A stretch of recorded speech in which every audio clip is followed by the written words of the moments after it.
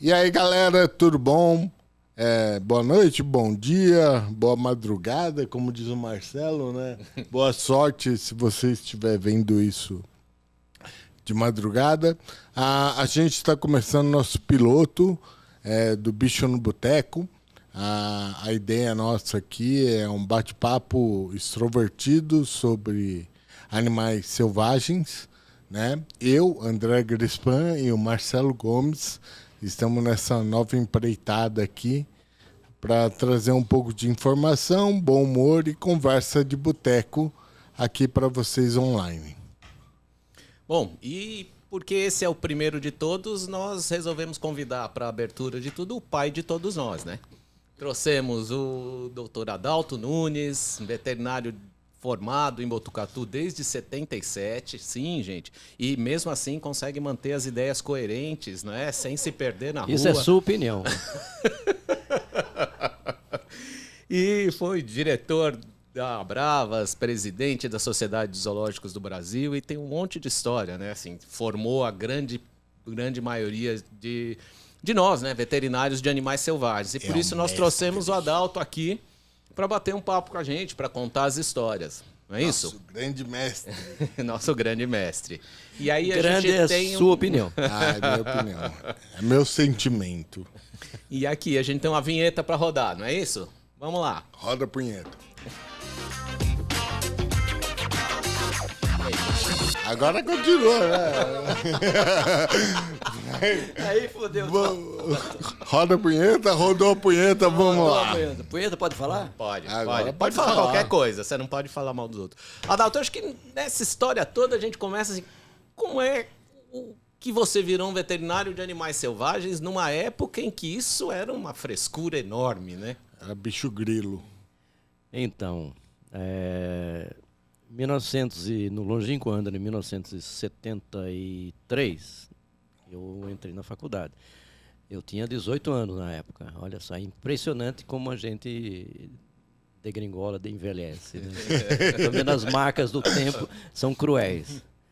E naquela época era exatamente mais ou menos isso que você comentou. Quer dizer, quem tinha uma tendência para animais selvagens, mesmo tendência para veterinário. Só um detalhe. O curso, o vestibular que me acolheu na Unesp era CECEM e CECEA. Era um pré-vestibular que era muito específico para as áreas médicas e as áreas administrativas. Então, naquela época, toda mamãe batia na cabecinha do filhinho assim, você vai ser médico, né? Você vai ganhar muito dinheiro e blá, blá, blá. É médico, advogado e... engenheiro.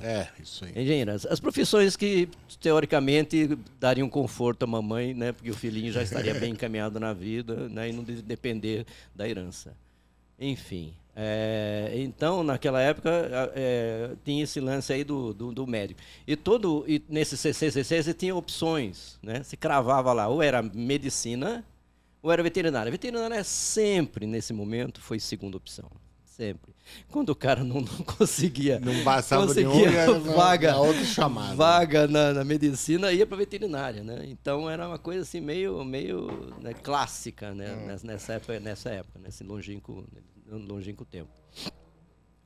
Então, mas naquela época, como de medicina, é impressionante, vou contar um segredo para vocês aqui. Eu quase desmaio ao ver sangue humano. Somos dois. Então, quando eu vou colher sangue, eu viro a cara, sabe, respiro fundo, porque senão eu quase eu tenho um surto. Mas enfim.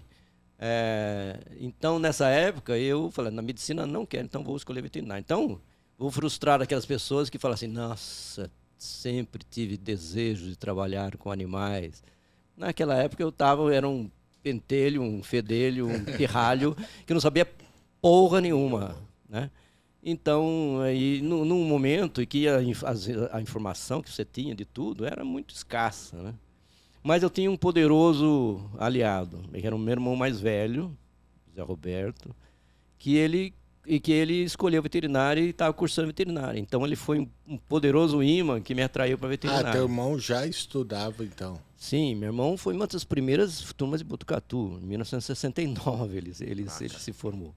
Junto com o Roni, com o Carlinhos Teixeira, foi professor, enfim, tem uma história aí. Então essa é a minha história. Então cravei lá no CCEA o veterinário, né? Mas não tinha preferência, né? Naquela época quase não existia esse lance de animais selvagens. O animais selvagens era uma jabuticaba, né? E depois, ao longo do tempo, eu fiz um estágio no Zoológico de Sorocaba, porque eu comecei, meu irmão chegou e falou, sabe como ele ele é ainda, né? Ele falou, Adalto, faça estágio o tempo todo. Entra no segundo ano, você começa a fazer estágio. Eu fiz estágio no biológico, fiz estágio no posto de fomento de equinos em Campinas. Eu fiz estágio na clínica do Dr. Olímpio Geraldo Gomes, aqui em Santana, né? Então, eu fiz estágio no Zoológico de Sorocaba, né? Porque eu sou sorocabano, nascido em Sorocaba, então... Ali começou a haver uma ligação com animais selvagens. Então... E é legal, Adalto, porque essa coisa, né? Faça estágio sempre é o que a gente fala até hoje, né? Pra molecada toda, pro estagiário. Vai fazer estágio, moleque. Escolhe área diferente e vai atrás disso, né? Aproveita que tá nessa fase, que não tem que pagar boleto. Exatamente. E faz estágio. E só para falar dessas expectativas familiares, meu pai sempre quis um filho militar e um médico. Meu irmão foi Polícia Rodoviária Federal e eu veterinário. Porra, bateu na trave, né? Chegou perto. Não, era motivo de grande orgulho ter na família, né, um médico, uma coisa assim, nossa, doutor fulano de tal, né? É como no nosso Nordeste, né? Ter na família um padre, né? Na época do meu pai, ter um padre na família era motivo de extremo orgulho familiar. Ufa, ainda bem que passou, Escapou, né? Passou, né? Bateu na trave também. Essa passou, né? Graças a Deus. Mas, enfim. Você chegou a ter uma clínica, o Marcelo falou que você chegou a ter uma clínica antes de entrar no zoo? Pois é, olha só, como eu falei, eu sou nascido em Sorocaba, eu sou um minhoco da terra, minhoco de Sorocaba. Então, as minhas raízes estão lá. Na época eu era noivo, né? E entrei em 73 e saí em 77. Né? Eu, nessa época, com meros 23 aninhos, né? Em 77. E tinha um brother meu lá da faculdade, que era o Paulo Marega, que a gente não se largava. E era muito engraçado, porque... E se não se largava, ficou meio estranho, né? Não se largavam num determinado sentido, porque no fim, era assim, ele era muito grande... Ele era grandão, era alto, másculo, forte. E eu continuo tendo o tamanho e o padrão da espécie. Mantendo o padrão da espécie, né? E já tentando segurar a genética aqui. Mas, enfim, e a gente... vamos combinar, na época a minha primeira mulher, ela ficou amiga da mulher dele e tal. Enfim, eles tinham um filho, que se casaram durante a faculdade e tal. E a gente fez uma clínica em Marília. Então, é uma clínica de pequenos, grandes, médios, mínimos, nanos e tudo mais, né, em Marília. Era de Marília, então, não era de Sorocaba? Não, a gente fez uma clínica em 1978, uma clínica em Marília, clínica da Rua Bahia, inclusive, para quem mora lá. E começando... Rolou um atendimento, né? Eu ficava o tempo todo aqui, lá em Marília, um bom tempo lá, e vinha para Sorocaba nos fins de semana, como sempre fazia.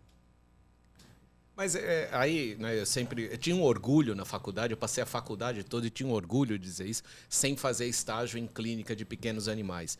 Isso é de uma estupidez, né, velho? Assim, eu porque concordo. Clínica é clínica, né? Eu concordo plenamente. Então, eu acho que, por exemplo, na minha autoavaliação, na minha olhada para dentro, assim, eu acho que eu sou um péssimo clínico. Sério? Nossa. Eu acho que eu sou um péssimo então clínico. Ferrou, Então né? fudeu. Se o mestre... péssimo clínico. Sobrou o que pra gente? O que eu sou nessa vida? Na fila do pão. Fazendo uma avaliação bem tentando ser bem normal da coisa, assim.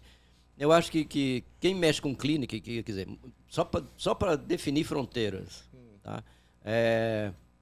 Trabalhei minha vida inteira em zoológico. Zoológico não pressupõe contato com cliente. Exato. Isso é uma medicina diferente. No meu caso, é uma benção.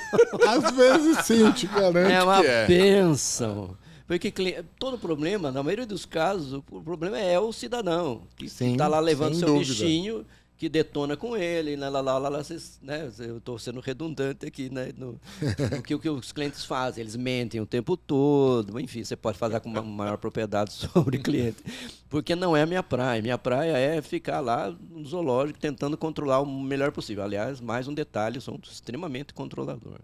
Sempre fui. Rédea curta. Então, aquela história que a gente contou da bochechinha vermelha. Todos nós somos estagiários de Sorocaba e havia um aviso enorme na entrada. Da bochechinha. Se a bochecha do Adalto tiver vermelha, nem fala com ele, velho. Passa direto e vai fazer o seu trabalho. É verdade isso? Vai picar a fruta. A pele da minha cara denuncia o meu estado íntimo. É praticamente um galinho português. Quando vai chover, muda de cor. Exatamente. Quando eu chegava com o vermelhinho na bochecha aqui, realmente dava problema. Dava algum problema, porque eu estava com algum problema, eu estava estressado, e o meu órgão de choque é a pele. Né? Então era interessante, porque pelo menos eu avisava. Avisava primeiro. Pré-aviso. Dava um pré-aviso, se afaste. Se afaste porque é mais seguro. Virou uma lenda e eu alimento essa lenda. Eu gosto de alimentar essa lenda, porque quando eu morrer, todo mundo fala, nossa, tem aquela coisa, né, o que sobrar. Espero que falem outras coisas de mim, né, etc. Não vou falar aqui, porque é um podcast de família. A ideia não é bem essa, pode falar. Tem um amigo meu que fala assim, Adalto, eles vão cuspir no seu caixão. Mas, enfim, não sei. Se fizer uma canaleta, tá tudo certo. Uma fossa sempre uma canaleta, né? Do lado. Não é? Então.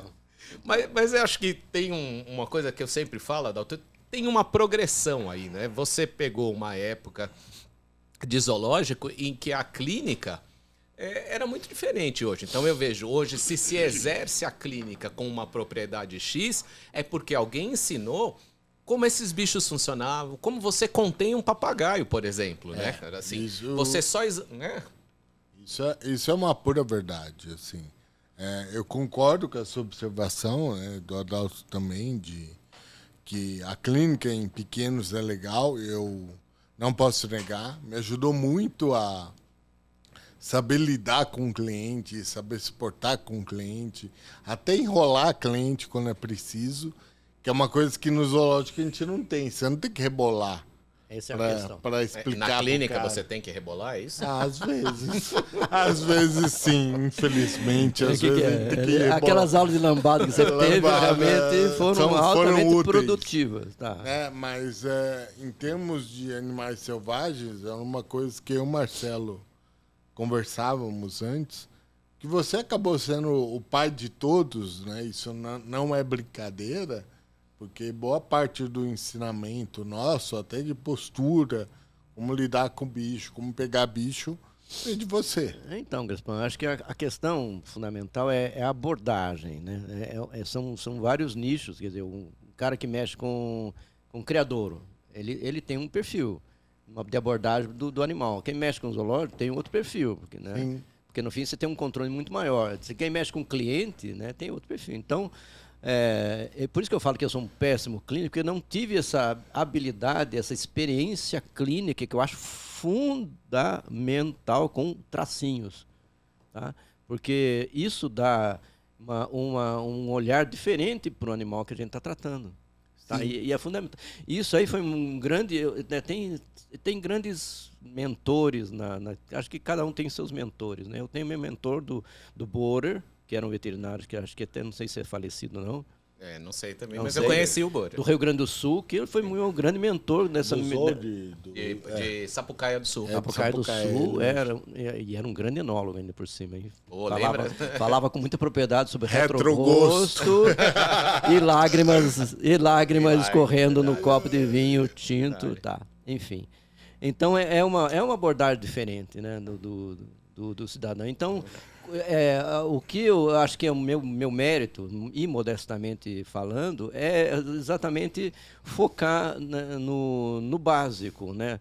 Você tem que cuidar do animal, você tem que alojar dele corretamente, você tem que manejar corretamente, pensar no estresse que você está causando nele, que é muito importante, né? Cada animal responde de um determinado jeito. Enfim, eu acho que eu fiz aquela parte básica, quer dizer, fui um degrau para que vocês, as demais pessoas que vieram, subissem e estabelecessem os outros padrões que a gente pode comentar mais para frente. Acho que foi super importante, né? Você vê essa formação de todos nós. E eu acho que um dos pontos que sempre me vem à cabeça, que é muito forte, que veio de Sorocaba, é a coisa do manejo, da contenção responsável. Né? Você trabalhar com animais pensando em segurança, pensando em bem-estar. E isso a gente está falando de 40 anos atrás, né? Quando você pensava no animal. E isso formou desde o cara que vai pegar o papagaio na clínica, a calopsita, até o sujeito que anestesia o leão, a coisa, né? Então, eu acho que isso foi um marco muito forte, né? Assim, muito grande mesmo para todos nós. Puxa, hoje até tem uns estagiários que brincam, né? Eu falei com o Eric outro dia, que foi um estagiário lá do Zoo, não sei o que. Eu falei, a gente vai lá no... Falei, vai ver o vovô? Mas é o vovô, porque ele me formou e eu ajudei a formar o outro, né? Então, acho que vocês estão na sequência, né? Vocês estão formando um monte de gente também. Acho que esse é o caminho. É o caminho, é a lei da vida, né? Você vai ajudando outros, você é ajudado e ajudando outros, né? Sim. No meu, como eu falei, meus ídolos, minhas referências, por exemplo, é o Fowler. Eu fiz vários cursos, tive a felicidade, né, de ter um contato grande com o Fowler, que ele é uma pessoa extremamente generosa, um veterinário fantástico, mexia com todo tipo de animal, fazia castração de elefante. Acredita nisso? Castração de elefante. Alguém pensa numa castração de elefante? Enfiava a mão lá dentro, pegava... Enfim. Agora, Adalto, falando em Fowler, confessa aqui com a gente. Naquele curso no Zoológico de São Paulo que pegaram a gravata dele. Foi você, não foi? Não. Ele passou a mão na gravata. O Fowler tirou a gravata dele, pendurou do lado para poder tirar sangue de um leão. Quando ele voltou para pegar a gravata, cadê? Já era, velho. Tenho certeza que essa gravata tá em Sorocaba. Infelizmente não. Lá no sítio pendurado. Eu perdi. Você acredita que eu perdi até aquela gravata que tem uns veadinhos? Lembro, na lembro. Sumiu, eu não sei nem enfiei. Não acha mais, né? Acho que eu perdi em algum congresso. Bons congressos. Nessa linha, Adalto, a gente tá falando de zoológico, não sei o que, acho que cabe uma pergunta que é muito contemporânea. Zoológico por quê? Para que serve um zoológico nesse momento em que a gente só toma porrada? Olha, eu acho que o zoológico tem a sua função, desde que bem conduzida. Tá?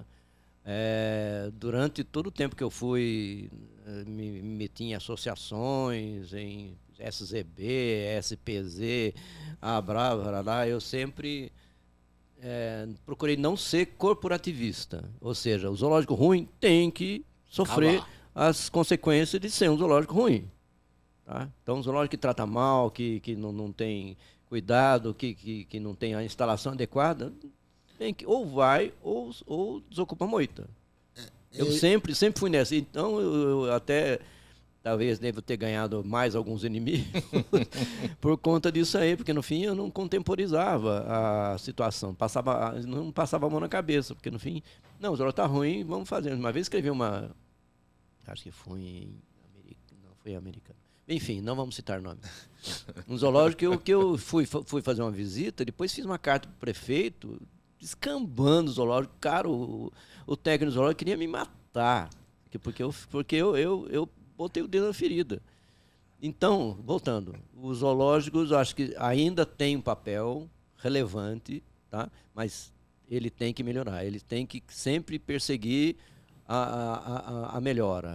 A melhora em termos de participar de eventos na vida livre, ele tem que se estar inserido nesse novo contexto geral, os tempos mudaram, né? 40, 50 anos atrás era completamente diferente, era um cenário completamente diferente. Agora a gente tem que se adaptar aos novos tempos. Quem não se adapta, como os dinossauros já provaram, morre, né? Mas, se extingue. Adalto, tendo o Zoológico de Sorocaba como, para mim, foi um exemplo de zoológico em estrutura, tudo, boa parte do que ele foi, e é ainda, é porque houve uma manutenção de você lá dentro, né? Você passou um bom tempo lá dentro. 38 anos. 38 anos, vai falar quase 40. Pô, a minha idade. E aí, assim, o Zoo se tornou o que é porque você se manteve lá. Né? Que era uma coisa que eu estava conversando com o Marcelo, que vários outros zoológicos municipais não tinham essa constância de técnico, né? Então, isso toda vez que mudava a prefeitura, mudava o técnico e mudava toda a visão do zoológico. E assim, essa mudança política, a grande parte dos zoológicos eram dependentes da prefeitura. E muda a prefeitura, muda tudo. Muda o olhar de quem é o seu chefe. Isso aí é muito, muito complicado para um zoológico, né? Pra qualquer coisa. Por exemplo, eu sempre cito como um bom exemplo também o Zoológico de Bauru. Sempre manteve, né, o Luiz como cabeça lá e dando uma diretriz muito clara. Tá? Então, em última análise, você meio atualizado na situação, é como o nosso querido Brasil, né? Cada 4 anos ele muda e muda todas as diretrizes. Eu ia falar meretrizes, mas vamos dizer diretrizes. Enfim, é muito cruel essa coisa. Então, a Sorocaba, de certa maneira, conseguiu se preservar, passar meio que quase incólume nessas mudanças de prefeito aí. Nossa, eu tenho muitas experiências com relação a muitos prefeitos que passaram por nós, mas a gente sempre se segurou.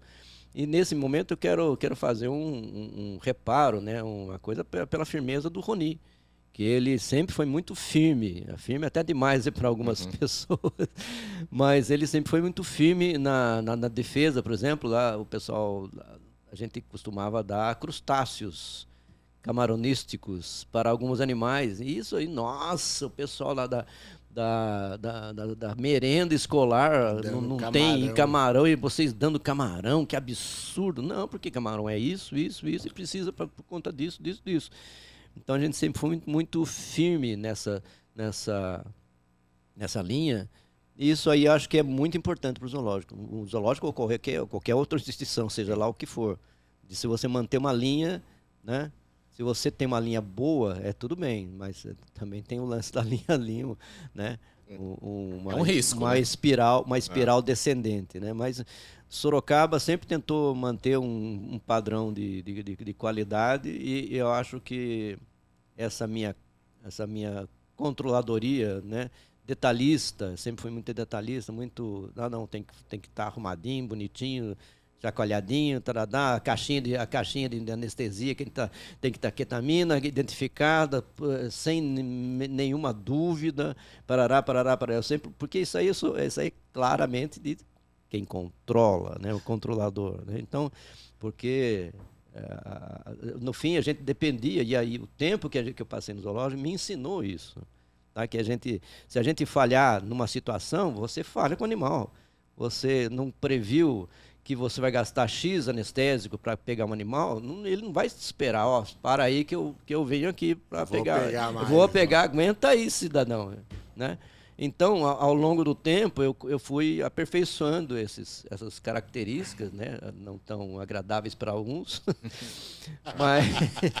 mas que algumas pessoas, né, sofreram por conta disso aí. Mas que no fim, né, eu me lembrei muito disso, Adalto, faz uns 5, 6 anos, eu fui com um menino, foi estagiário lá do Zoo, eu estava fazendo um trabalho de campo e pediu para dar uma ajuda na anestesia, né? Trabalhando com queixada no campo. Aí vamos lá anestesiar no Parque Estadual da Serra do Mar, lá em Ubatuba, não sei o quê. Porra, 30 minutos de trilha para você chegar nas armadilhas. Eu ia anestesiar. Na hora que eu olhei a caixa, tinha 2 caixas de 35 quilos cada uma. Tinha ketamina lá dentro para anestesiar o zoológico 22 vezes, né? Eu falei, não, gente. Aí eu fiquei me lembrando daquela sua caixinha né, enxuta, bonitinha, e aí... Fácil de encontrar. Então, cortando coisa. Pô, você vai carregar o negócio no meio do mato, velho? Que é isso, né? Tinha, na época, quando, ao longo desse tempo aqui, a gente participou muito intensamente na captura do cervo do Pantanal, né? Inclusive, a minha tese de dissertação de mestrado, né? A dissertação de mestrado foi sobre comparação de protocolos anestésicos com o cervo do Pantanal. E as pessoas que trabalhavam comigo lá, quando via aquela caixinha toda arrumadinha, ele falava: ah, o Adalto, se fosse o Deus que arrumasse o Varjão, assim, os machos aqui, as fêmeas aqui, os filhotes aqui, papapá, isso aqui, né, tinha a área de banho, a área de... Então, mas quando você tá com água até a cintura e o cervo do Pantanal de 100 quilos pulando ali, é bom saber onde tá a ketamina, onde tá o dardo. Cada lugar da caixinha. Exatamente. Falando em bicho, você tem umas histórias memoráveis. A pergunta que não quer calar. De fuga, de chimpanzé, de hipopótamo. Bióloga. De bióloga. Pelo zoo. Conta um pouquinho pra nós disso aí. Assim, escapou tigre, escapou leopardo. Qual foi a mais perrengue? Não, assim, vamos relembrar a aula São várias. A aula dos slides, né? Quer dizer, fuga de animal em instituições, animais selvagens, sempre vai ocorrer, sempre vai ocorrer. A diferença é a maneira como você aborda, né, essa fuga. Na época, os zoológicos de Sorocaba não tinham uma estrutura pensada para prevenir fugas. Estou falando entrando já no caso dos chimpanzés. Então, os recintos deles eram recintos seguros, né? Recintos ainda concebidos há 50, 60, 70 anos atrás, né? Aquelas jaulas, mas eles não tinham a segurança necessária, prevendo se você sair de uma porta, você está na rua, como foi o caso. Então, no caso dos chimpanzés, foi muito desagradável, entre aspas, numa gloriosa manhã de domingo, vou te ligar na sua casa dizendo assim: escaparam 3 chimpanzés. Foram os 3. 3 chimpanzés, sendo que o macho Black era um macho tenebroso, parecia o Mike Tyson. Parrudo. Parrudo. E mais 2 fêmeas, a Judy e a Rita. Enfim, Black, Judy e Rita. Então, um chimpanzé assim, só fazendo um reparo. Chimpanzés são os animais que eu mais temo, mais tenho medo, porque eles são ágeis, inteligentes, fortíssimos e sabem quem é você. Lembra, né? Lembra daquela zarabatana do verão passado. Eles têm uma memória fantástica, gente. Eles têm uma memória, sabem exatamente quem você é, o veterinário, filho da puta, que te anestesiou um dia com zarabatana e coisa e tal. Então, eu prefiro, como eu sempre falo assim, eu prefiro um tigre solto, né, do que um chimpanzé solto, muito claro. Porque no fim ele tem agilidade, some, não tem obstáculo. Então o chimpanzé some onde quiser. Então, 3 chimpanzés escaparam no zoológico. Foi aquele perrengue. Ainda bem que algumas coisas, o universo, né, conspirou em algumas situações. Né? Domingo, zoológico normalmente abre 8 horas. Ele estava fechado ainda. Então não se abriu o zoológico. Então não se deixou entrar público. Então houve uma situação mais controlável, digamos assim. Só que os chimpanzés saíram do seu recinto, caminharam até a portaria, pegaram o bilheteiro que estava lá, quebraram a clavícula dele, comeram um dedo e foram em direção à entrada do zoológico, subiram em cima de um Fusca do nosso funcionário, amassaram o capô do Fusca todo e desceram em direção à veterinária. Quando eles viram um bando de gente conhecida na veterinária, eles vieram com tudo. Assim, cheio de má intenção, né? Cheio de má intenção. Vocês ele viu algumas pessoas lá e vieram, né? Viu com aquele, né? Parecia aquele filme do chimpanzé. Eles chegaram na porta veterinária, para quem conhece o zoológico lá, tem uma porta de vidro, né? Eles chegaram, deram uma pancada, eu ia falar porrada, mas pode falar aqui, né? Pode. Porrada, eles deram uma porrada na porta de vidro, quebraram todos os vidros da porta de entrada e as pessoas se refugiaram dentro da veterinária. Ato contínuo, eles foram dar uma passeada no bairro ao lado do zoológico. popular Vila Hortência. A popular Vila Hortência. Vou até tomar uma cerveja. Foi o bilheteiro que deu a mão pro Black, né? Que ele falou, vem cá. Ele tentou segurar o bicho, não é? Parece que ele deu a mãozinha, vem cá que o tio vai te levar de volta. Porque tem um detalhe, né? Naquela época, acho que ainda tem um conceito de que chimpanzés são bichinhos mansinhos, bonitinhos, engraçadinhos, né? Resquícios do circo, que, né? Que naquela cultura do circo que as pessoas tinham ainda, né? Que eles faziam gracinhas e coisa e tal, faziam cocô no piniquim, botavam na cabeça. Né? Isso é um clássico. Mas chimpanzés são altamente agressivos e são fortíssimos, né? Enfim, tem grandes acidentes com chimpanzés aí. Mas enfim, eles foram pro bairro e então o que o veterinário zoológico, né, que estava altamente estressado naquele momento, bochechinha vermelha. Pensa, né? Então, a gente tinha o que você pensa nisso? A gente não tinha um protocolo muito bem estabelecido nessa época e a gente começou a ver bombeiros, ajuda aqui. Polícia deixa o público afastado. Arma anestésica, o Adalto montando a arma anestésica e pensando exatamente, né, com um Parkinson prematuro na mão, né? Como é que você consegue montar um dardo anestésico nessas condições? Consegui montar uns tantos dardos anestésicos, né, 3 ou 4 anestésios, porque a gente sabe que a gente erra, né, quando não vai dar o tiro. Enfim, consegui acertar uma fêmea em cima de um telhado, ela dormiu lá em cima, consegui baixar, pá. Consegui acertar um tiro no macho, mas ele não ficou muito anestesiado e sumiu. Aí a gente via, cadê a arma anestésica? Daqui a pouco ele surgia na tua frente. Cara, eu fiquei... Saindo das casas, não, né? Nos quintais, né? Um muro, quintal, daqui a pouco ele aparece na tua frente, né? E quer vir te pegar. Bom, aí acertei uma segunda dose no macho, ele não dormiu ainda. Tudo isso os dardos pegaram, injetaram? Dardos capichur com farpa. Puta vida. E não sai. Com farpa, não sai, né? Ele às vezes pode arrancar, mas não sai.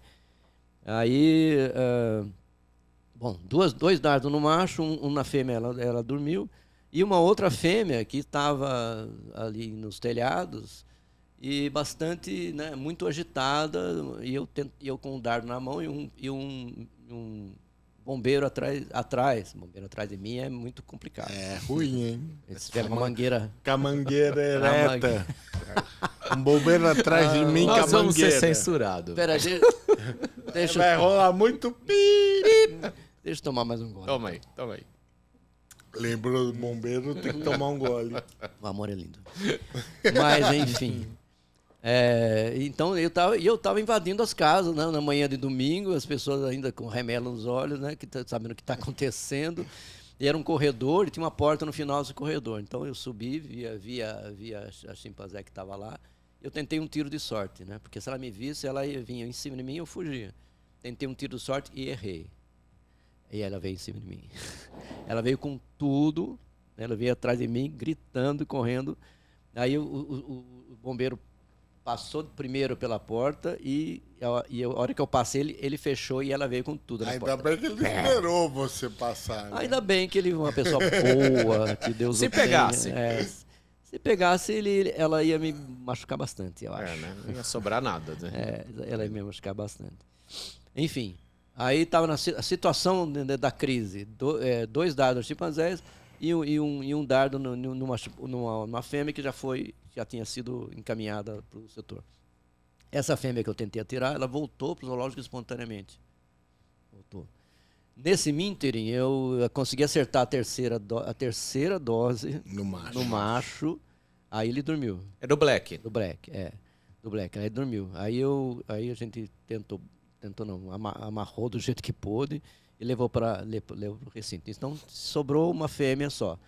Nesse momento, ela ficou andando com os rádios, o pessoal foi me informando e dei um tiro nela dentro do setor veterinário. Eu estava dentro do setor veterinário e ela estava fora, na parte de trás, e por um espaço muito pequeno, de uns 15 centímetros da janela, consegui acertar. Acertei nela, ela caminhou até a porta da frente da veterinária e adormeceu ali, naquele momento. Ela sabia que ali dentro era o ponto. Então, esse é um dos, um dos eventos que a gente teve o hipopótamo. E assim, como foi o pós? Acabou, colocamos dentro da jaula, foi um porre. Quantas horas levou isso? 1h30. Até que foi rápido a adrenalina. Foi. O problema é que eu quando estava falando, a gente tava com a arma anestésica preparada e atrás do Black, né? Onde ele tá, achou, é porque a gente atirou, né? Acertou o dardo e não sabia se ele tinha dormido, né, num quintal. Então a gente ficava andando aqui, daqui a pouco ele surgia na nossa frente e aí eu tinha que sumir, tinha que acordadão. Vazar, e acordado, tava se mexendo um pouco mais lento, mas acordado. Foi engraçado que no dia seguinte eu estava com uma miopatia de captura. Assim, meus músculos ardiam, queimavam, porque aquele sprint que a gente dá, né, tentando correr para salvar a tua pele, é muito marcante, né? Ficou muito marcado esse negócio, essa dor no semitendinoso. Síndrome do músculo rompido, né? Quase foi, que eu via muito em Cerro do Pantanal, mas enfim. Acho que foi um evento na minha carreira mais estressante. Teve do hipopótamo e na sua carreira, e acho que na história, né, dos zoos, assim, quem que passou por isso? Quer dizer, várias pessoas passaram por situações parecidas, mas 3 chimpanzés é um treco absurdo, 3 né? chimpanzés é um problema. Não faz grande tempo, né, o Rodrigo teve uma fuga de um chimpanzé lá no zoológico, lá de Sorocaba, mas demorou umas 2 horas para recapturar, ele voltou meio espontaneamente para um recinto que pôde ser capturado, mas não teve necessidade de anestesiar. Mas é isso aí, volto a falar. Você tem que estar preparado para essas fugas. Uma fuga de um jacu é uma fuga de um jacu.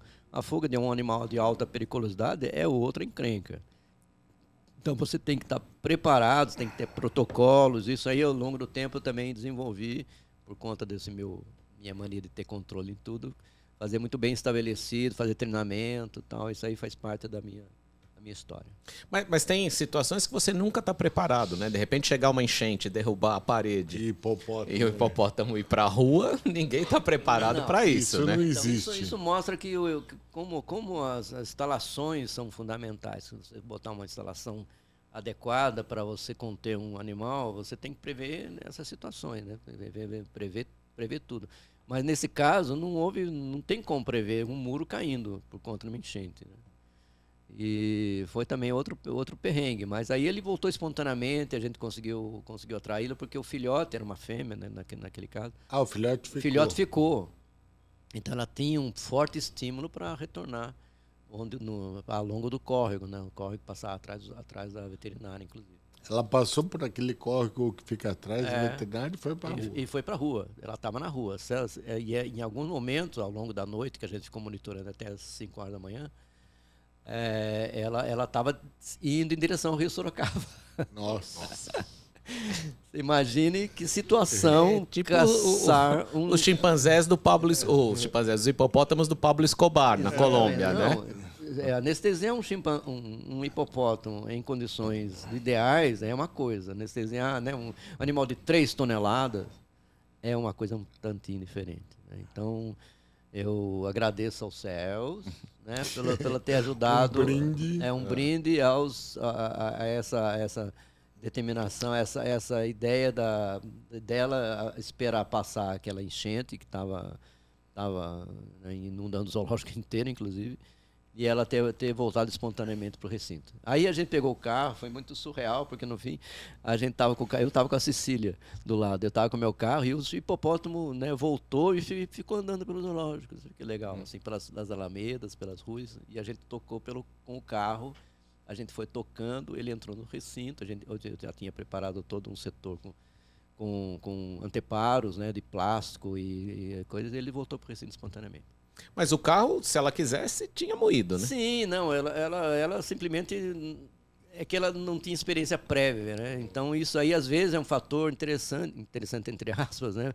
Que os animais sentem, que ele não tem experiência prévia, que quando ele sai do recinto, que mundo que eu tô, que planeta que eu tô. Isso aí dá um tempo para a gente fazer alguma coisa. E você acha que a Cecília estar no carro também criou uma certa tensão no hipopótamo? Ela que deixou com medo. Quando o hipopótamo viu a Cecília, ele baixou o rabo, né, e voltou, saiu correndo. É melhor voltar para lá. Volta, que senão vai ter. Cecília é a bióloga que trabalhou 20, 30 anos comigo, né? Me aguentou o tempo todo. Um beijo para Cecília, né? Beijo, Cecília, querida. Um beijo. Queridona. E acho que ao longo, né, dessa trajetória toda, lidar com pessoas, com animais é muito marcante, e com pessoas tudo bem, muito também, né? Você falou do Roni, né? Pô, para quem não sabe, o Roni foi o diretor do Zoológico de Sorocaba por muitos anos, né? Um pioneiro, ajudou Noé na hora de embarcar os animais, foi né? Ele que selecionou e fez a GTA. O Galdino fala que ele era o piloteiro da Águia de Noé. Foi a GTA. E aí a Cecília, e estagiários todos, né? Estagiário que nadava Você tanque da lontra. Né? Eu acho que seria legal você contar essa história primeiro dia que você chegou no zoológico. Pode ser? Vale? Pode. Cheguei no zoológico, primeiro ano da faculdade, me achando, né? Primeiro assim, que eu tinha entrado na faculdade, eu tinha um estetoscópio no primeiro ano da faculdade que eu colocava no pescoço e andava pelo hospital veterinário. Era ali no pique. Era daqueles que vem no chiclete. Pique. Cara, não sabia nem que lado. E aí resolvi arranjar um estágio no Zoológico de Sorocaba, fui lá pedir estágio, o Adalto fazendo uma necrópsia de um catingueiro. Começou aí e falou, porque tá... Eu falei, olha, queria estágio. Ele, a gente não costuma dar estágio para aluno de primeiro ano. Mas como assim, né? Por que não? Mas que preconceito, né? Aquele conceito saindo da década de 80, né? Lutando pelos direitos dos estudantes e tudo mais. Como assim esse sujeito preconceituoso? Não, e olha aqui, ó, tem uma estenose na uretra desse bicho. O que é uma estenose? Por isso que a gente não dá estágio para aluno de primeiro ano. Tá bom. Mas eu insisti, dormi na biblioteca do zoológico todo fim de semana por 1 ano e meio. Só tinha que aguentar alguém que chegava à noite para contar as histórias. Não, eu não vou dizer quem. Não pode. Não, esse negócio de estagiário, eu lembro do esporro mais master que eu tomei do Adalto. Foi o dia que ele deu o tiro de capture no macaco prego que fugiu. Eu tinha acabado de fazer aula de ortopedia. O macaco quebrou o húmero, na época eu andava e corria até lá, né? Aí eu fui pegar o macaco lá fora do zoo e tal, voltei com o macaco, o Adalto puto da vida que o macaco tinha quebrado o braço, e eu do lado, tem cominutiva? E eu não percebi, a bochechinha ficar vermelha. Isso foi uma falha lamentável. Tomei um esporro. Não deu cominutiva. Não sei se você lembra dessa. Não lembro, nossa. Era um macaco que fugiu. E eu dei o capture nele. Ele teve que amputar o braço, acho, depois de um bom tempo. Porque no fim o Lazarento não ficava quieto com a Você colocou gesso. Coloquei, né? Naquela época, por isso que eu falo, tem que ser um melhor clínico. Eu podia fazer um pino, fazer uma coisa, mas não fiz. Né? E falando nisso, de esporro de estagiário, a gente tem várias histórias, né? Não fala nada sobre o cara que nadou no tanque. Na lontra. Como é que foi essa história? Foi. Inclusive o Fabrício poderia dizer com mais propriedade se vocês convidarem para falar. Vai vir. Não, porque foi no momento que a gente fez a escolha do residente e foi escolhido o Fabrício, né? E os que perderam estavam alojados aquele alojamento do zoológico. E eles, à noite, a gente foi comemorar, né? E acho que eles, para se vingar, eles foram nadar na piscina da Ariranha. Foi da Ariranha? Ariranha. Porra, né? Infelizmente, a Ariranha não estava solta. Infelizmente. Como a gente, o procedimento básico nosso é sempre prender os animais à noite, né? Para inclusive, segurança. E eles sumiram, né? Logo cedo sumiram para não deixar rastro e tal, para não complicar mais ainda, queimar mais o filme. Eles nadaram no Lago da Ariranha. É o tanque, né? É uma piscina, na realidade. Falei né? pra você que é da Ariranha. Eu achei que fosse a lontra. Não, a piscina era clorada e tal. Tá toda bonitinha. Bonitinha. A gente podia fazer até aquela, do lado no vidro, né? Fazer aquela coisinha, soltar bolinha pela boca. Fazia uma coisa meiga. Qual foi o estagiário mais porra louca que deu problema pra você lá? Você lembra, assim, que aprontou? Porque a função de estagiário é fazer merda. Assim, talvez alguém, não exatamente quem foi, mas é... Sem nomes. Sem nomes, Ele confundiu ketamina com 10% com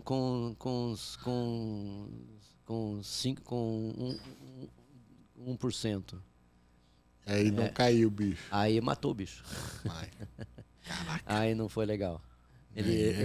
Sendo que todo tá muito, né, muito bem identificado, tal, ele que se equivocou na hora de coletar o produto. Mas enfim. Porque comparando ao Sul de São Paulo, em termos de polo de educação, falando assim, o Sul de Sorocaba sempre foi muito mais aberto, né? Eu, por exemplo, na minha vida acadêmica inteira, nunca consegui fazer. Fui trabalhar depois no Zou, mas eu nunca consegui fazer estágio, nunca consegui aproveitar na parte acadêmica o Zou de São Paulo. De Sorocaba era meio que um oásis, né, em termos de educação, acesso, era um zoológico muito mais acessível. Isso era por conta de você, da sua visão? Não só da minha. Eu acho que a visão da Nelly, do Roni, das pessoas que trabalhavam com a gente lá. Era uma visão muito mais aberta, né? Eu não quero criticar nenhuma instituição, porque no fim é política da instituição. Sim, lógico. Tá? Mas a nossa política era mais descontraída, vamos dizer assim, descontraída, não tinha essa formalidade, talvez, que vigorava em outras instituições. Então, é mais ou menos como essa nossa conversa que a gente está tendo aqui. A gente era menos formal, digamos assim, né? Com as suas coisas boas e coisas ruins também, né? Da informalidade. Mas, enfim... Mas tem uma coisa muito acolhedora. Os zoológicos... Sorocaba sempre acolheu muito, né? E as pessoas saíram dali. E trabalhava pra caramba. Trabalhava pra caramba. Ia lá, lavava recinto, picava fruta... Não tinha moleza. Então, aí na sexta-noite você lavava a magarefe, que foi usada na necrópsia, para cortar a carne do churrasco. Então, tem certas coisas que quem viu, viu. Quem não viu, não viu vai ver nunca mais. Era o churrasco na frente da veterinária, a gente botava cerveja no freezer de necrópsia. Né, coisa altamente improváveis de acontecer agora, porque, né, existem muitas limitações, restrições, nada é correto politicamente, né? Então, mas a gente naquela época era bem mais liberal com relação a isso aí e fazia parte do nosso contexto, né, de zoológico mais divertido, mais aberto, mais... E ao mesmo tempo era o que mais trabalhava, porque assim, a gente ia lá, tinha que ter hora para acordar, tinha cartão para bater, né? E tinha coisa para fazer e estava programado do estagiário trabalhar mesmo. Então, esse tipo de formatação de estágio foi trazido, né, pela Nelly, quando ela fez estágio em Jersey. O pessoal lá em outros zoológicos, pelo menos no mundo, os estagiários ralam pra caramba. Porque hoje a ideia é ninguém chegar ali com o avental e fica do teu lado, só né? Não pode nada, porque ele pode correr o risco de se machucar e coisa e tal, lá. Enfim, mas acho que é super importante. A gente fez esse programa nosso estágio, contemplava que a pessoa fazia um rodízio pelos setores. Nutrição...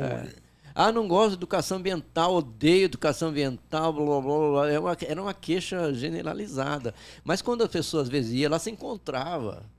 Porque, adoro trabalhar com criança, mudava o contexto. O Zoo ainda tem aquele programa de passar a noite no Zoo, que na minha época teve? Acho que não, acho que não nesse nível, tá? Do que a gente tocava. Porque, no fim... porque quem não sabe, o Zoo fazia um final de semana, né, que a criançada passava lá com o monitor, dormindo dentro do zoológico. É um negócio que eu penso fantástico. Curso do o Clube de Observador de Aves nasceu no zoológico. Então, muitas pessoas que estão agora no mercado, fazendo parte gráfica, e passaram pelo zoológico.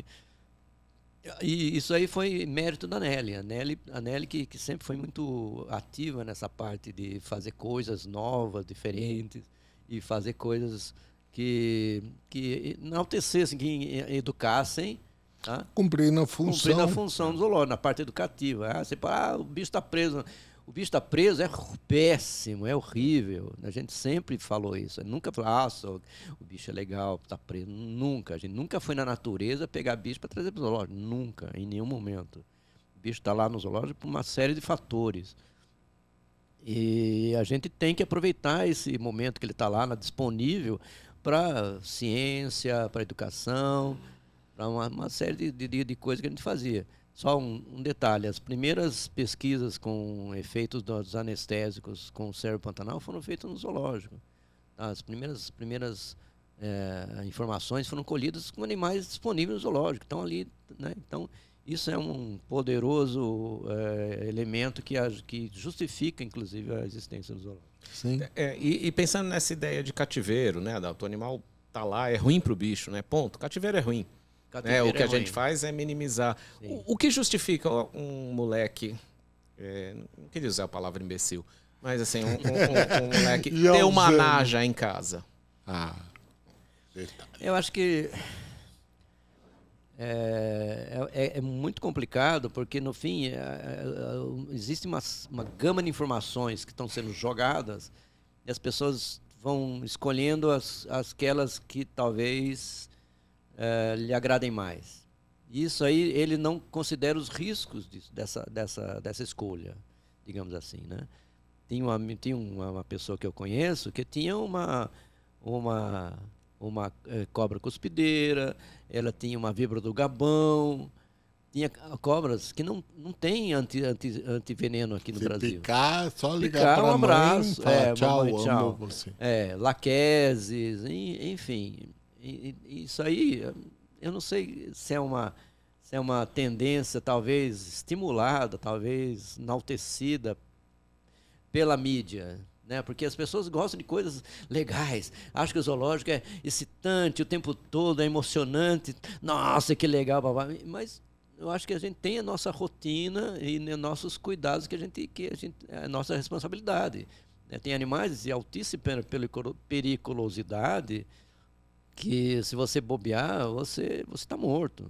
Né? O chimpanzé que você falou. O chimpanzé, um elefante, né? Um elefante pega na tromba, joga e pisa em cima. Aliás, tem histórias boas também do Sandrão lá, o elefante tacando pedra em velhinha. Quebrando o dente de criança, então, enfim. Então, mas ter esse bicho do zoológico é uma coisa. Agora, o cara ter em casa é outra situação, né? Eu acho que é meio complicado, mas as pessoas estão fazendo coisas que não sei se é assim, chega no patamar, que é sempre subir no patamar, sempre elevar o nível. Sempre elevar o nível. Não, isso aqui já não basta. Vou subir um ponto acima. E até que ponto? Onde vai se chegar, né? Quando você pensa nessa situação. E por quê, né, Adalto? Assim, a gente tá falando de animal de estimação, né? Assim, você tem uma naja de estimação, qual é a estima, qual é a relação? Que entra né? muita vaidade de cada um. Sim. A vaidade de cada um. Nossa, só eu tenho. Isso aí é muito clássico, né? Todo colecionador tem isso aí. Na verdade, é a busca de ser o exclusivo, né? Eu tenho. Você tem uma jiboia, eu tenho uma piton. Você tem uma piton, eu tenho uma naja. Né? E você tem essa coisa do colecionador, né? Só eu tenho. Isso aí entra o orgulho, entra a vaidade de você só considerar, nossa, o cara é muito legal, o cara tem uma naja, né? Uma cuspideira, e aí fica complicado. Então, e aí tem uma coisa de responsabilidade, né? E o porteiro do prédio? Você sabe, porque escapa, né? Bicho escapa, não tem jeito. Bicho escapa, sempre bicho escapa. Essa é a mensagem que eu deixo aqui. Os bichos vão, o legado que eu deixo aqui. Sempre eles vão escapar. E se você não estiver preparado para isso, você pode até mitigar um pouquinho os efeitos, se você estiver preparado. Mas se você não estiver preparado, pode acontecer problemas muito sérios. Você já viu acidentes sérios ocorrendo? Fora fraturar a sua coluna? Fraturar. A fratura da minha vértebra, da minha coluna, foi um acidente que no momento não percebi, Qual foi esse? Agora pode contar. Agora conta? É. Agora conta. Não, foi lá na Ademar Marra. Não posso falar o nome. Pode? Pode falar. Pode. A Ademar Marra tinha um criador de cervo do Pantanal e a gente foi anestesiar um cervo. No momento que eu consegui acertar o dardo nele, ele começou a entrar em relaxamento muscular. E ele foi para um ponto de abrigo dele, né? Que era uma camada de água, assim, um tanquinho de água, uma coisa lamacenta de água de tipo uns 30 centímetros. Só que a cabeça começou a pender. E ele começou a se afogar naqueles 30 centímetros de água. Então o Adalto foi lá, tentou pegar pelo chifre, só que ele acordou nesse momento, né? Ele deu uma levantada e me jogou esse corpão no chão. Na hora que eu caí no chão, eu senti uma dor extrema na coluna. Anos depois, eu vim saber que eu tinha fraturado uma vértebra nessa jogada do servo para cima. Mas ainda estou aqui, minha cadeira de rodas está ali do lado. Você tem uma história, né, de indicação do Adalto, dessa coisa, entra lá para ver se o bicho tá bom, né? Eu lembro que quando eu comecei no zoológico de Pomerode, né, daí eu tinha que anestesiar os tigres, que ia mudar tudo de recinto. Aí o tigre anestesiado, eu entrei e dei um chutinho assim com o pezinho. Eu lembro até hoje que eu fui todo orgulhoso mostrar o vídeo pro mestre. Olha, eu peguei um tigre sozinho. Ele falou, vai chutando assim, vai ficar sem o pé. Tipo, filho da puta, burro. Vai nessa. E não era, filho da puta, burro. burro. É, que nem um amigo nosso, né, que foi anestesiar na verdade foi meu aluno, eu acho que foi estagiário do Adalto, foi anestesiar um chimpanzé na ilha, né? Todo orgulhoso, não sei o que, Adalto. Vou pegar o chimpanzé na ilha, boa ideia, hein? Boa ideia. Esses comentários pontuais do mestre. Vai pegar chimpanzé na ilha, vai. Se você não prevê se o bicho vai cair na água, né? Então, cai na água, faz o quê? Não vai nada. Se afoga, você tem que se jogar lá dentro. Então, tirar o chimpanzé, velho. Dá a mão pro chimpanzé, vem cá. Não, então, acho que nesse momento, eu acho que a gente sempre tentou fazer muito forte essa parte de tentar prever as coisas, né? Vamos fazer esse procedimento, então tem isso, você faz isso. Isso é fundamental na hora que você mexe com o animal selvagem. Na verdade, é por isso que você é o mestre, né? Porque igual eu lá fui mostrar todo empolgadão a anestesia do tigre, toma uma para nunca mais fazer. Pois é. Valeu alguma coisa? Então, lógico. Aprende, vivo, né? Tô com as perninhas aqui ainda. Todos os dedos na mão, toda né? a Minha mão também tá aqui. Eu tenho mordido de suricata, né? Uma vez ela cravou o dente Suricato? aqui. Suricato, o suricato me mordeu. Tenho um tamanduá, umas duas agulhadas de tamanduá na minha panturrilha, mas nada mais que isso. Tamanduá te pegou? Pegou. Eita. Tem algum bicho que você tem medo? Eu tenho medo de teiu. Cara, eu tenho medo de tenho medo teiu de que eu me cavalo. pelo, cara. Assim, Cavalo. ele vem andando aquele gingado esquisito. Eu tenho medo daquilo. Não, e ele tá com má intenção. Né? Má Ele vem com aquele olhar. A má intenção do teu. Isso, a má intenção é que é o que complica a coisa. Não, o bicho que tem medo é aquilo lá, do chimpanzé mesmo. Eu sonho, acredita que eu sonho com coisas zoológicas. Sonho às vezes que o bicho está escapando, que o tigre escapando. Ainda sonho. Você ainda sonha? Ainda sonho até depois de 3, 4 anos de aposentadoria. Eu ainda sonho com situações do zoológico. É impressionante. Coisa. Fala pra mim. Ainda bem que é sonho, né? Porque não fica. Como é que é aposentar? Vai ficar com cirrose de bebê? Olha, é muito complicado. Demora uns 20 minutos assim para você acostumar. Mas é bem complicado. Não tem uma coisa assim meio de perder o sobrenome, né? Porque você sempre foi o Adalto do Zoológico de Sorocaba. E de repente você perde esse sobrenome, né? Aí entra a vaidade, entra o ego, né? O ego às vezes fica meio, né? Me esqueceram de mim.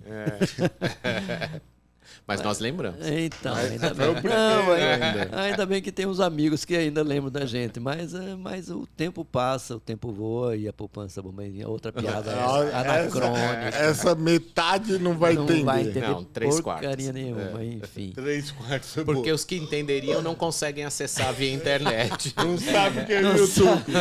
Outros tem que comprar o celular com aqueles números grandes. Enfim. Do Oba Box. O Bobox. Olha, merchan. Mas enfim, não é ruim não, mas o problema é assim, aquela história, né? Você que sempre quis ser veterinário, talvez veterinária ela caiu no meu colo e eu abracei.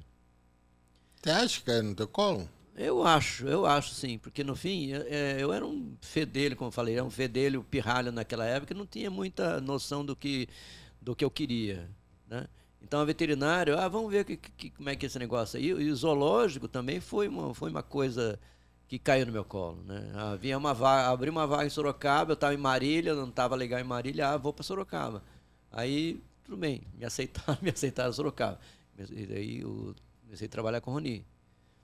E eu acho que é importante que a gente tenha essa noção, tipo assim, eu sempre quis ser veterinário. No meu caso específico, foi uma coisa assim que eu aprendi ao longo do tempo, mexendo com animais. Você se apaixonou pela época? Se apaixonou depois. Não, só para ter uma ideia, inicialmente, quando a gente faz o curso em Botucatu, você tem o 5º ano que você escolhe A, B, C, D, quais animais que você quer trabalhar. E naquela época eu queria cavalo. Eu gostava de cavalo, tenho um cunhado que tinha cavalo. Então você vê como a vida te dá uns detours, dá uns desvios, te desvia.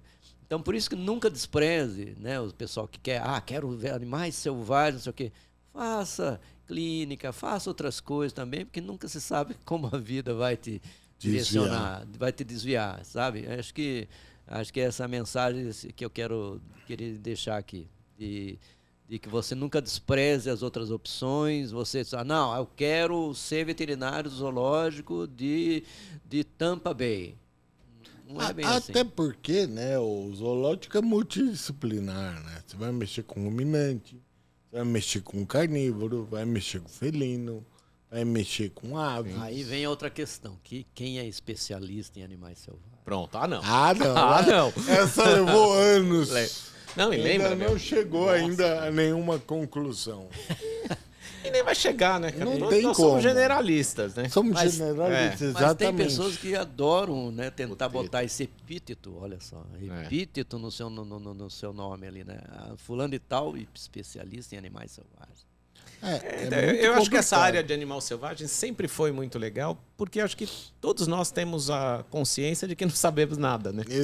É a área que mais puxa isso, né? Que a gente não sabe, velho, não sei fazer. E aí você corre e pede ajuda, e aí você ouve o Adalto falar, olha, isso nunca vi. Mais uma vez aconteceu tal coisa, e de repente pode servir, né? Eu acho que esse é o caminho mesmo, né? Então, eu acho que só quem pode falar assim, com alguma propriedade, digamos assim, que tem uma especialidade, por exemplo, seria, vamos dizer assim, o Grespan. Ele especializou em tratar psitacídeos. Exato. Tá? Então ele tem mais de 100 mil experiências com psitacídeo. Então ele pode se considerar um especialista em psitacídeo selvagem. Tanto que ninguém chama, veio falar de macaco. Não. Então. Não dá. Então, você vê que essa coisa, essa briga da especialização é uma briga, depende da especialidade, da experiência de cada um, né? O Miraca, por exemplo, tem experiência com... O Zé Manuel hoje, né? Miraca Furão. Furão, Ferret, Furão, né? Então... Porque tem, né, trocentos, né? O Fowler sempre falava assim, as primeiras 100 vezes são as mais difíceis. Sim. Depois elas começam a ficar mais fáceis. Né? Mas em animais, em zoológico, animal com aquela altíssima gama, principalmente zoológico, se é de A a Z, né? Você não pode se determinar especialista em nada. Porque você vê fazer uma necrópsia num tamanduá. Nossa, é muito louco. Aí você 2, 3, 4, 5, 10 anos depois você vai fazer outra. Até por isso, acho que você Que pulou normal. pra anestesia, que acaba pegando tudo. Não, né? isso é um detalhe, né? Porque no fim, acho que eu descambei para anestesia porque por conta da dificuldade de se mexer com animais selvagens, né? Você não consegue chegar e falar, ó, chimpanzé, fique quietinho aí, a gente vai tomar o sorinho aí quietinho, tá bom? Não é por aí. Então, eu acho que eu enveredei por essa área, né? E me considero um aplicador de fármacos, não vou falar em drogas, porque é politicamente... Porque é só no fim de semana? É só aos sábados, à Aí é noite. droga aqui. Aí.